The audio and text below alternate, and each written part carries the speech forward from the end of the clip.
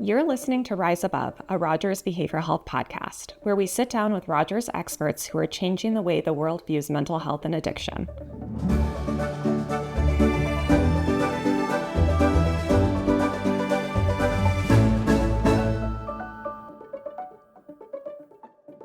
Society often paints a picture of what it means to be a man. Tough, resilient, we don't ask for directions.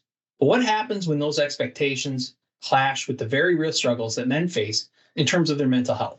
Today, I'm sitting down with Steve, a former patient from Rogers Behavioral Health. He's opened up before about his struggles, and I wanted to talk to him about any pressures he felt or anything that he has discovered about himself or just about men and mental health in general. So, Steve, thank you so much for joining us.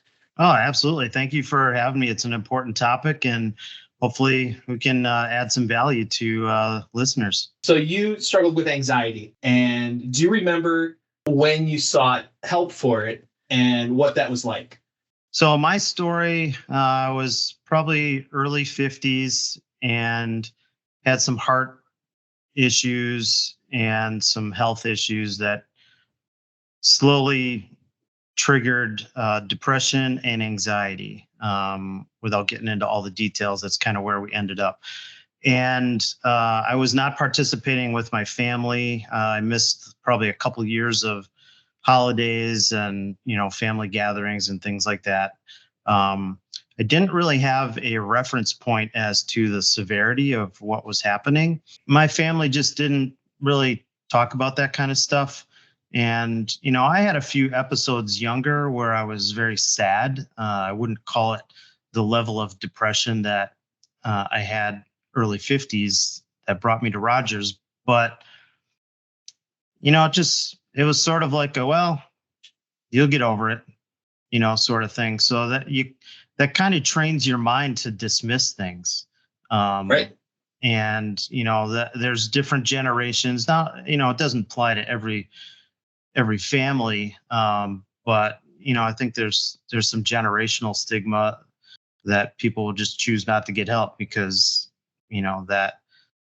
that sticks with you and the word gets out. And, there's talk in the family about so-and-so had to go to a counselor or whatever. And that was right. A bad thing for many generations. I believe that's definitely changing. But in my particular situation, my wife and I chose not to broadcast it to really hardly anybody beyond the two of us. And, I will say, as an aside thought, it's a very lonely time when people are struggling at the level that I was struggling. It's hard to talk to your friends about it if they're not able to hang in there with you and have those conversations. And most people in my world were not able to. So we've learned over the years, be careful what you share. You got to protect your heart. And we just kind of kept it to ourselves as we progressed through this. Now, eventually we did reveal to certain family members, that I was in a program at Rogers and getting help. And then eventually they just saw the results like, oh, Steve's back, but it wasn't really a conversation like, hey, what'd you do? Right.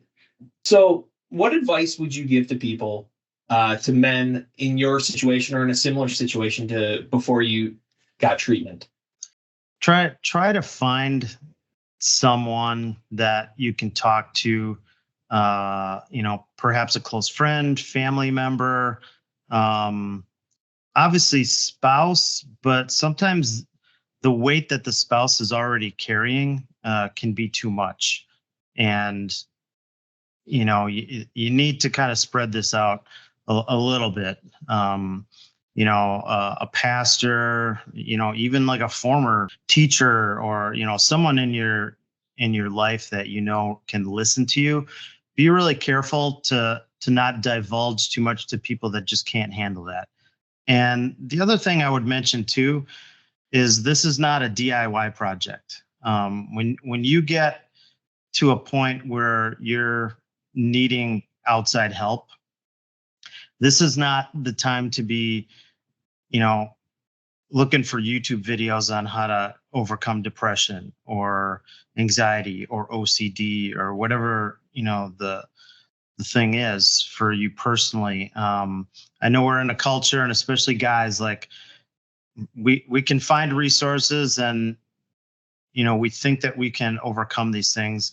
And unfortunately, in social media now, they package little videos on, here's how you resolve this issue. You should be good now, right?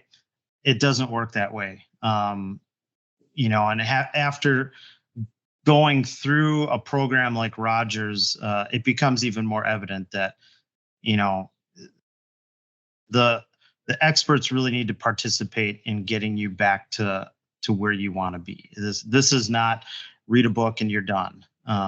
Your life is not a broken refrigerator that can be fixed.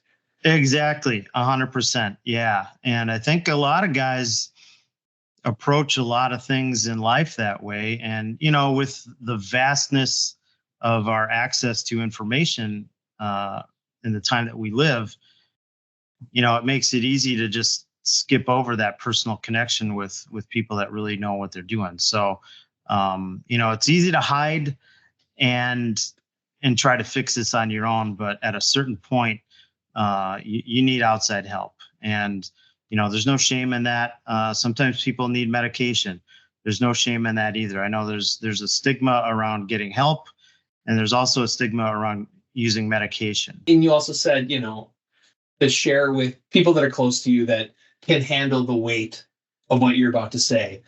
But also don't get discouraged if someone who you once thought was close to you, when you share these things, kind of takes a little distance, right? Absolutely. There may be some people that,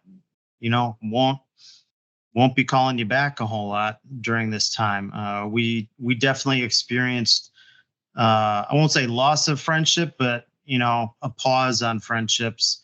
People disappeared. And that's okay. We go through seasons in life, right? Right. Not everything has to be exactly at the same level throughout every portion of our life. So, yeah, some people can't handle it, and especially family members. That can be even more difficult. And again, I'm big on protect your heart, know your boundaries. Not everybody needs to know everything. Not everybody needs access to every detail of your life either, especially when you're going through a rebuilding time. What do you think society can do maybe to reduce stigma around mental health, especially when it comes to men? Yeah, that's a really great question. To reduce stigma, I think some of it just has to be sharing stories like this. When you hear a story that's similar to yours and you're in a dark place, man, that's like turning on a bunch of lights and giving you hope. And when you're in that dark place, a lot of times there is not any hope and you don't see an end in sight. You hear a good story of someone overcoming a very similar or the exact same type of thing that you're struggling with, man, that really helps tremendously. So I think, if you're open to it, share your story, or direct them to, a YouTube channel like Rogers, or the podcast. And, I think that's really helpful. Well, I think you've been really helpful. So thank you so much for talking with me.